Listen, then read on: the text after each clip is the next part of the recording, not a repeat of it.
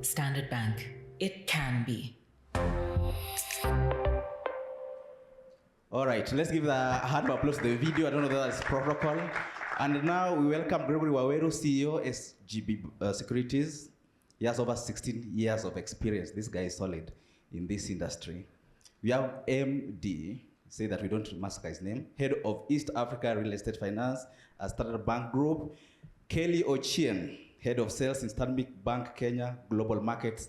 Last but not least, the person who makes the stage look better, Immaculate Mbithe, invested banking at Stanbic Bank, has over 10 years of experience in banking and finance.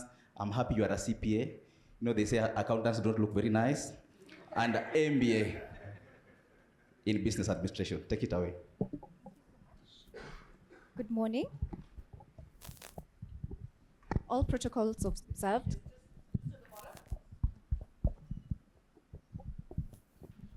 I'm coming. Just answer, Konge. Go. Good morning. All protocols observed. My name is Immaculate Mbithe. I work at Stanbic Bank Kenya.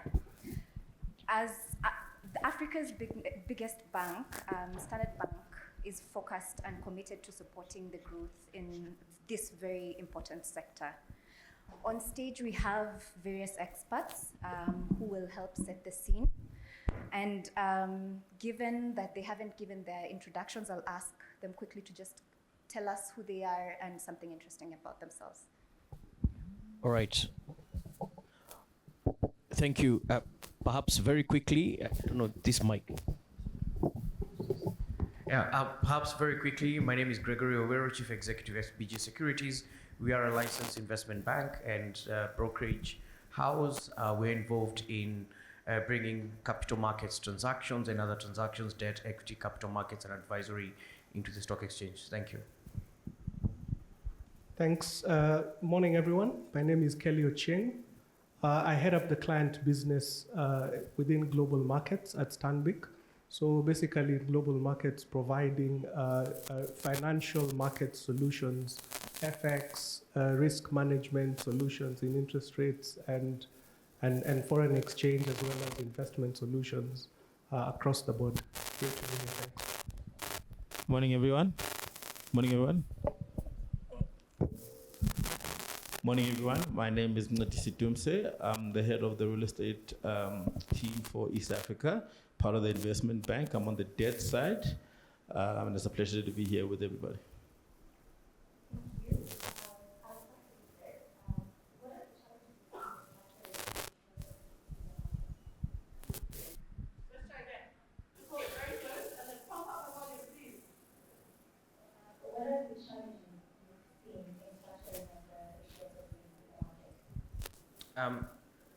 I think the biggest challenges as arrangers is that we obviously want to structure transactions for success. That involves doing a lot to ensure that you've got the right structure, you've brought the right parties on the table, you've ensured compliance with the various regulations, and bringing together all the experts involved in supporting an issue. I suppose from the limited experience that's already there in this market, we don't have too many REITs at the moment, but we've been involved in some of the issuances. A lot of it, I think, has to do with the market facing side of things, where I think the appetite, we cannot admit that the appetite for REITs has been below expectation. I think there's been a struggle in developing REIT structures and taking REITs to the market. I think also in terms of eligibility of some of the properties into packaging them into the right REIT structure that will actually have the positive market uptake. I think one of the things that maybe is perhaps less spoken about is the due diligence work that needs to be done to ensure that we meet that eligibility criteria.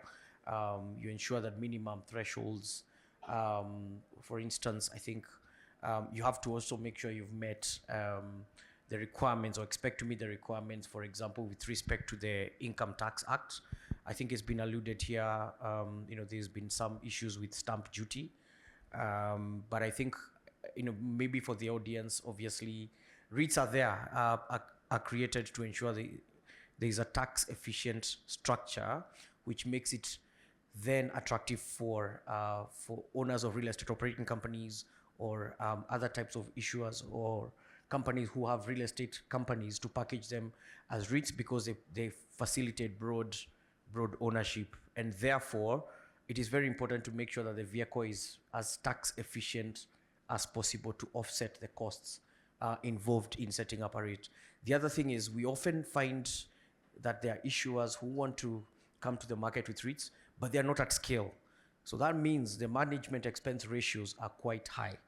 And as a consequence, the returns are not attractive. I also have to say here that in this market, I think there's a structural issue where you've got government yields, obviously, being very high compared to, to REITs and other alternative investors. So that I think is a structural issue that, we need to think about, I think, holistically as a market. And if you ask me, it's a big impediment to the growth of not just REITs, but other alternative investments. I think perhaps those are the main issues that we do find at the moment.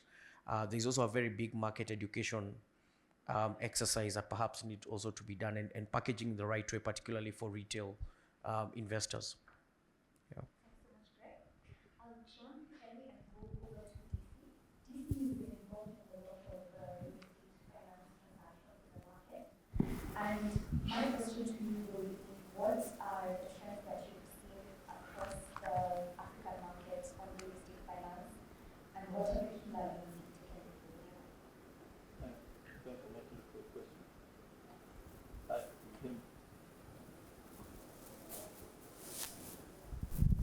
Thanks, Immaculate, for the question.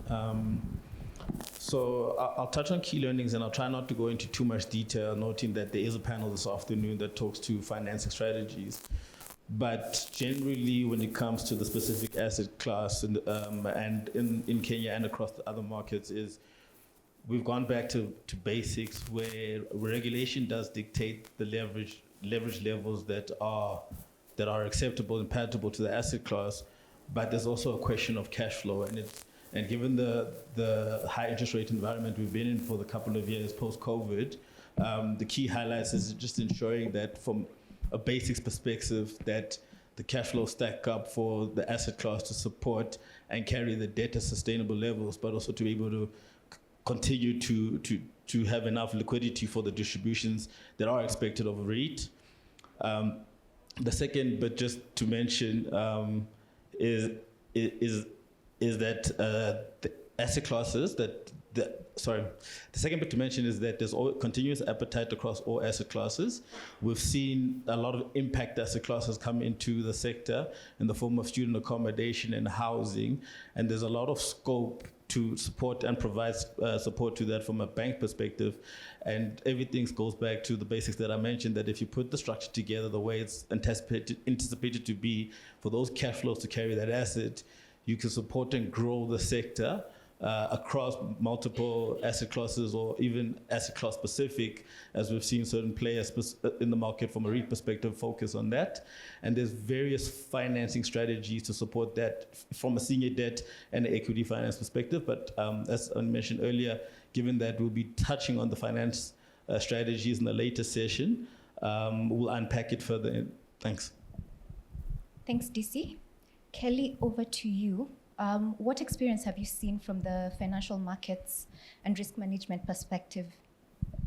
Thanks, Immaculate. I'd like to share two thoughts with this forum. And one is with regard to de-risking. De-risking has become a very pertinent aspect, especially when it comes to the projects. I work very closely with the CDN team. And just reflecting on some of the transactions that we've done over the past couple of years, de-risking has been quite useful in the sense that When it comes to the financial markets, there's of course the aspect of liquidity, currency liquidity. There's the aspect of movement in FX, foreign exchange. There's the aspect of movement in interest rates. Probably just to highlight two transactions without going into too much detail. I recall sometime in 2020, we got into one of the very large real estate discussions. You would all recall that in 2020, before we saw all the interest rates go up and everything, part of what we did for some of these transactions was to ensure that we manage the interest rate movement. You all know what happened with the interest rates, especially on the dollar. At that point in time, I remember some of the clients, they had a greater propensity to access hard currency funding, which was coming a lot cheaper than local currency, not taking into account some of the risks that would arise later on. In 2022, by the time the interest rates were going up on the back of the Fed rate hikes, we had actually helped the client to manage the interest rate risk, and currently they're still enjoying the low rates of sub 0.5%, just by virtue of having that sensitivity to what the markets would do. I mentioned the length of time that these real estate projects take. So what we do is we try and help clients have a view of the market expectations, so that from a de-risking perspective, you've actually managed the foreseeable risks, especially as pertains market expectations. That was a dollar transaction. I remember we also did another one 2 years later, 2022, a large one, which was obviously local currency, linked to the short-term rates, which is the T-bill. The client actually managed to cap the rates at the below 10% T-bill levels. So as we speak, they're enjoying a funding structure which is affording them rates that are way below where T-bills are currently printing at. So just bringing out that sensitivity around de-risking the project from a financial markets perspective, and that speaks to the currency liquidity, it speaks to the foreign exchange rate. Remember, some of the suppliers of these materials using the real estate would not, obviously be offshore. And of course, the last thing is the interest rate.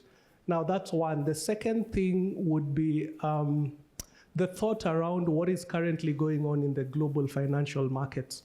We're obviously seeing the Fed rate cuts and obviously from the other major central banks. And what that means is basically we should expect to see more capital come back into Africa and emerging markets. So what does that mean for us? What I'm trying to say is there's opportunity to diversify the funding sources. And when we speak to some of these offshore investors, whether out within Africa or outside of the continent, I think one of the most important things that come up is the risk profile of whatever investments they're coming into. So again, it feeds into that discussion about de-risking the projects, and that's where that is a pertinent issue to always consider. Thanks. Thanks, Kelly. Briefly, Greg, please let us know what you've heard from the market on investments on REITs. I think it's important to first of all, contextualize what's currently happening. And I say this because obviously REITs are, in terms of asset allocation, they are very low. I believe it's about 0.6% of pension fund industry assets under management. That trails by a significant margin the allocation into direct investments in immovable property, which is about 14%, equivalent to about 240 billion in absolute terms. And actually, immovable property is the third largest asset class by allocation after government bonds and guaranteed funds, which tells you there is obviously a very big catch-up that has to happen from a market standpoint. So why are we here? Number one, I think it's important to recognize that we have some legacy issues in the market, since pension funds, as an example, have a lot of legacy investments in direct real estate, and therefore any incremental investment in real estate related investments could lead some of them perhaps in overweight territory. There is also a challenge I think we need to perhaps discuss around, and I did allude to it a little bit earlier, regarding government bonds, government securities having very attractive returns relative to real estate. And I think in other markets where real estate and REITs have been successful, you'll find that real estate yields are trending slightly higher than government securities. So I think that's a structural challenge we are not going to be able to solve for in the short term. So I also believe that part of the reason why the appetite and the propensity to invest in real estate and REITs and actually other asset classes is a bit hampered is because of the current structure where asset managers today do not get much benefit in alpha, in generating alpha. Essentially, the current structure, the current benchmark is really more on fixed income. So the same asset manager is having to make very difficult choices in the market. So I think that is perhaps something to also take away from this conference.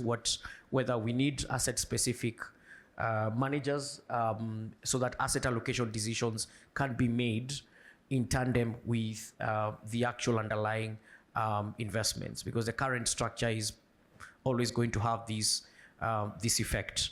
So I think generally investment grade real estate is in demand, but we need to find the pockets of liquidity that will follow those assets from the capital markets.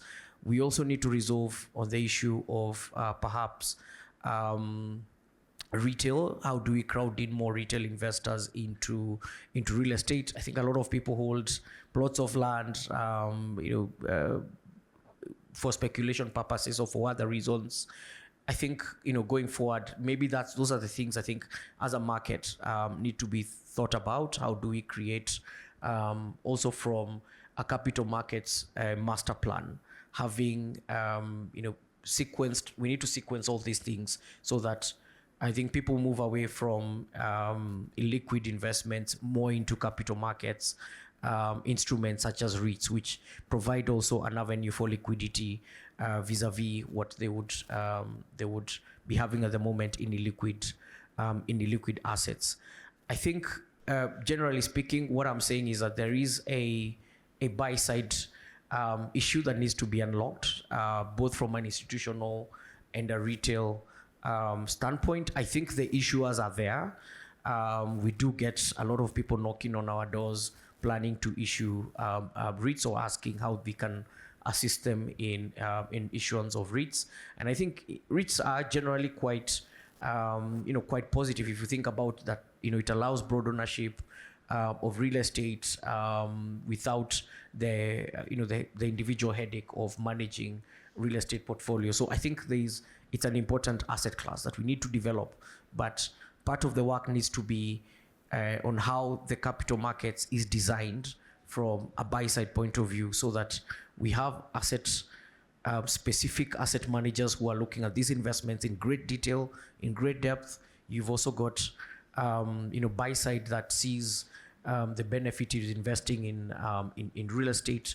I think as a matter of fact, we do need retail to come back, as not just in REITs but generally, for the listed equities universe. So I think these are the fundamental challenges of our time that we need to resolve, and I hope by the next conference this is happening. We'll have made some steps in respect of crowding in more investments, and facilitating the issuance of REITs. And not just that, I think when we think about real estate and REITs, we have to think of how to facilitate clients both on the equities and debt side. I think you've seen a classic case study of Acorn, which first of all tested the market through debt, and we do congratulate them. And we were the arrangers for that transaction. We obviously congratulate Acorn for being a market, being a precedent-setting transaction.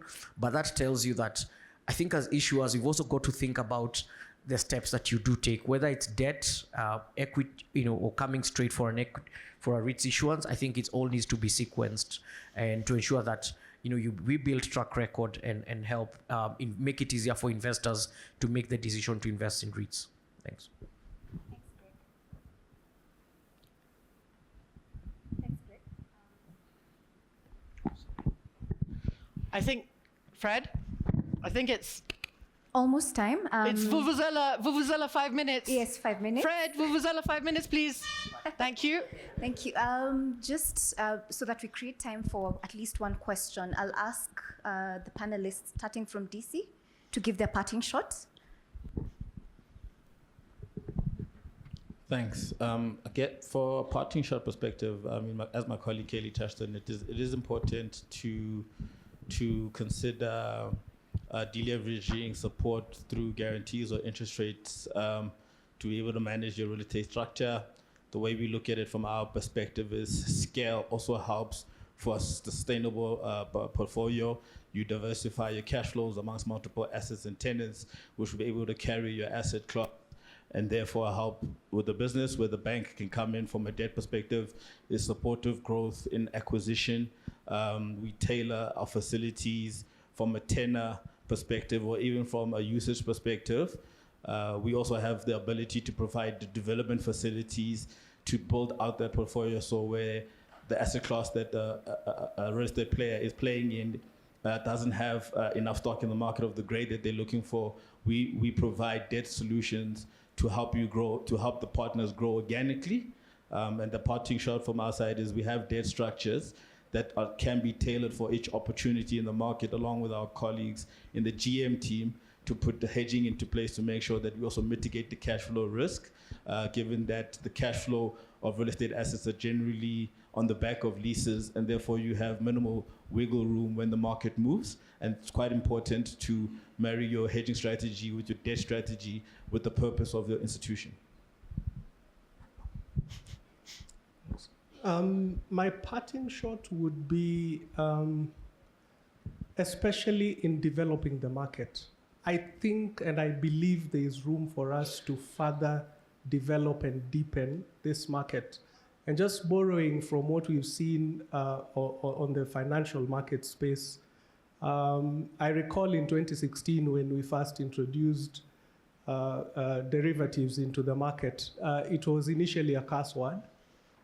Somebody mentioned, I think one of the earlier speakers mentioned something to do with appreciating and understanding the solutions, as opposed to just using big words that scare people. And when we introduced derivatives into this market, Kenya shilling derivatives for hedging of interest rate risk and forex risk, it was quite difficult at first, but I think working together with the other market players, and also with the regulator, we've been able to get the market, and that is the regulator and the customers, to appreciate the importance of deepening the market by introducing relevant solutions, so that as we open up the market to especially different pools of capital, they would have the confidence to bring in the capital. And we also further develop the market to be able to explore different opportunities. I dare say that there's still much room for improvement, even in the derivatives space. I know there's currently a derivatives trading platform, and I believe there's much more that can be done by just creating the awareness, opening up the market to these opportunities, and I guess working together as market players together with regulators to further deepen the market. Thanks. Very quickly, I think for me is to say that we have the experience, from Standard Bank as well, to assist issuers to deal with some of the complexities involved in REIT issuances. So do not be afraid. We're used to complexity. I think there's a lot more we can do with REITs in terms of packaging different types of assets, whether it's roads, whether it's base stations. I think the list is endless. I think this offers a very important alternative financing structures, even I think for government, as we see the current challenges of the day. So I think as a market, we can rise to the occasion and provide solutions for real estate. So I think as a parting shot, I would say, for us, we are committed to seeing the growth of this asset class, ensuring this is being done also sustainably. We also need to delve more into green investments and more sustainable investments. Thank you. Thank you, Gregory. And is that now money where your mouth is? You're here to make business, right? Yeah? Because I'm loving, like, let's not all have like big words to scare people. And I love romance and I love poetry. But if I hear any more flowery words from you people, year 3, I need results. I need REITs. You know what I mean? Like, we have to actually get things going, not just beautiful words and long, long stories. So we're together. Who wants to win the best question award tonight? Now, in order to win the best question, you have to ask the best question. So you're not allowed. We're giving one. Oh, there's one already. What is it? Oh, see, she came to play. Okay, we need microphones. Fred, Yes. if you're wearing comfortable shoes, you better run. Okay. We don't mess around. All right. Also, I'm hurrying us up because we need coffee, right? We've got one more presentation, then we all have a break. Question, let's go. My question goes to, again, I'm Agnes from Rwanda. Hi, Agnes. And my question goes to Gregory, right? You said that you've done some real estate investment and it went well. I want to still understand the players, the structure, and everybody's role, right? Another one goes to the CEO of CMA Kenya, right? And I'm just wondering, because my background is Deloitte and Touche and banking. I was at some point chief risk for Access Rwanda and Burundi. And then I'm now into investment, asset and fund management. So my expectation was to see an asset manager over there and a fund manager. So my question goes to the CMA CEO, whereby we see banks growing. As they grow, they become monsters.